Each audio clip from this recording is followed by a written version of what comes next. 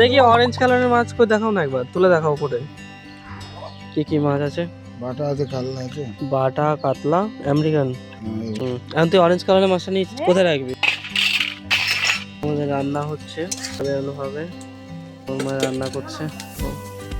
এখানে আমি লঙ্কা গাছ চাষ করেছি, আর এগুলো সব তুলসী গাছের চারা।